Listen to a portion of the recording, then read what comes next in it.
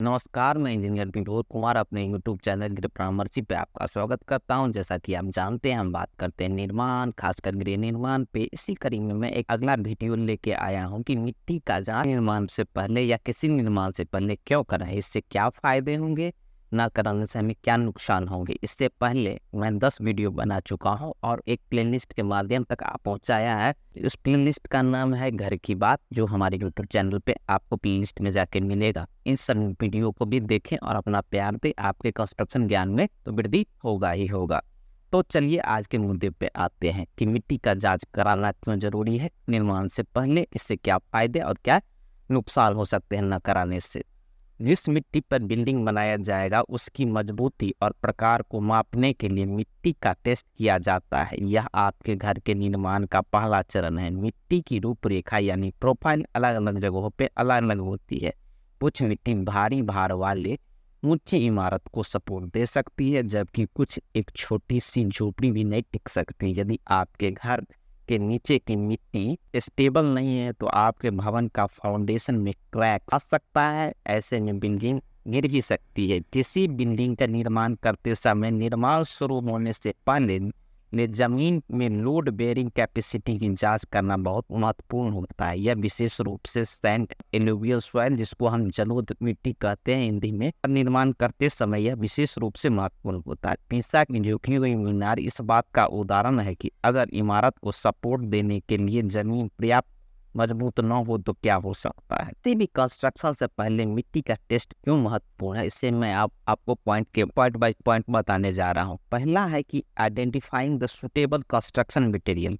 उपयुक्त निर्माण सामग्री का पहचान करने के लिए हमें मिट्टी की जांच कराना आवश्यक होता है। भवन निर्माण में मिट्टी परीक्षण का परिणाम नाम एग्जाम्पल के रूप में पानी की मात्रा, खनिज एवं रसायन की संरचना के संबंध में मिट्टी का कैरेक्टर निर्माण में उपयोग की जाने वाली टाइप्स ऑफ मटेरियल तय करता है। आपको उदाहरण के रूप में बता रहा हूँ कि हाई सल्फर कंटेंट वाले क्षेत्र में निर्माण के लिए सल्फर रेसिस्टेंट सीमेंट का उपयोग आवश्यक होता है। हाई मॉइस्चर कंटेंट वाले क्षेत्र में जंग लगने का खतरा होता है, इसीलिए निर्माण के केवल कोरोसिव रेसिस्टेंट टीएमटी का चयन महत्वपूर्ण। दूसरा है कि मिट्टी का जांच क्यों करवाएं निर्माण से पहले। इसमें दूसरा है कि फाइन टाइप ऑफ फाउंडेशन है। फाउंडेशन किस तरह का पड़ेगा। फाउंडेशन जनरली दो तरह के होते हैं, एक शैलो फाउंडेशन, एक डीप फाउंडेशन। शैलो फाउंडेशन में भी 3-4 प्रकार होते हैं और डीप फाउंडेशन में भी कुछ प्रकार होते हैं। मिट्टी की जांच मिट्टी के फिजिकल एवं इंजीनियरिंग प्रॉपर्टी जैसे moisture content, mineral presence, density, permeability and bearing capacity को बताता है। सबसे महत्वपूर्ण बात यह है कि फाउंडेशन का प्रकार सीधे तौर पर घर की मजबूती से होता है। कितने फ्लोर मल सकता है, टाइप ऑफ फाउंडेशन सही होगा, हमें यह सॉइल टेस्टिंग के बाद ही पता चलता है। मजबूत ग्राउंड स्ट्राटा जैसे रॉक बिल्डिंग के पूरे लोड को संभाल सकता है, लेकिन रॉक हर जगह उपलब्ध नहीं होता है। कुछ स्थानों पर जहाँ रेत या मिट्टी की परतें होती है वहाँ मिट्टी मजबूत बनाने के लिए कुछ रिइंफोर्समेंट की आवश्यकता होती है। ये सब हमें मिट्टी के जांच के बाद ही पता चलेगा। तीसरा पॉइंट है, मिट्टी की जांच हमें सहायता करता है कि फाउंडेशन गलत जमीन पर ना चला जाए, कम डेप्थ पे ना चला जाए। इसके लिए हम मिट्टी की जांच करवाते हैं। ये तीसरा पॉइंट है। बिल्डिंग का फाउंडेशन रिक्लेम सॉइल से यानी नदी से नई भराई, नदी और झील के तल की गीली मिट्टी के मलबे, गीली मिट्टी और मलबे पर टिकी हुई हो, जो इमारत ढहने का एक कारण बन जाती है। इस तरह के मिट्टी में क्ले एवं सिल्ट के पार्टिकल होते हैं, जो समय के साथ अत्यधिक कंसोलिडेशन का कारण बन सकता है और स्ट्राटा इमारत के लिए अस्थिर हो सकता है। समुद्र के लैंडफिल में सल्फर क्लोराइड आदि के हानिकारक रसायन होते हैं, जो इमारत के नींव को प्रभावित करते हैं। इसीलिए बिना जांच के इस प्रकार के कमजोर मिट्टी पर नींव का रखना इमारत ढहने का कारण हो सकता है। रिक्लेम सॉइल पर फाउंडेशन का निर्माण कभी भी नहीं करना चाहिए। चौथा पॉइंट है कि help the identify corrosive soil.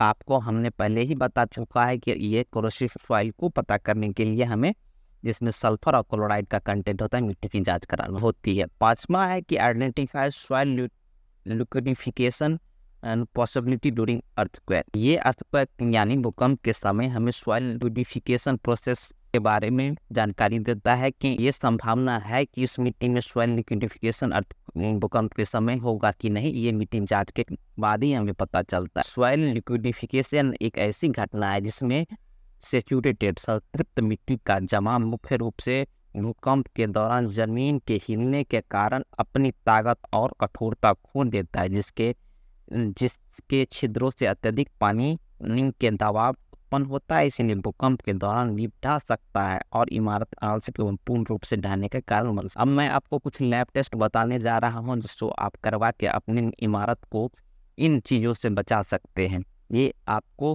किसी इंजीनियर या आर्किटेक्ट के द्वारा ही किया जाएगा। पहला है मॉइस्चर कंटेंट टेस्ट, दूसरा है एटरबर्ग लिमिट टेस्ट, तीसरा है स्पेसिफिक ग्रेविटी ऑफ सॉइल, चौथा है ड्राई डेंसिटी ऑफ सॉइल, पांचवा है कंपैक्शन टेस्ट। कुछ फील्ड टेस्ट हैं जो इंजीनियरों के द्वारा आपके यहाँ साइट पे आके किए जाते हैं, जिसको हम फील्ड टेस्ट कहते हैं। इसमें plate bearing test, standard penetration test, pressure meter test और फील्ड वेल शेयर टेस्ट। आपने देखा कि मिट्टी की जांच कराने के बाद हमें कितनी चीज़ की जानकारी मिलती है। इस वीडियो को प्यार मिलता है तो मैं एक जुगाड़ टेस्ट है जो आप खुद से भी सॉइल पे कर सकते हैं, मैं उसको आगे के वीडियो में बताऊंगा। नमस्कार।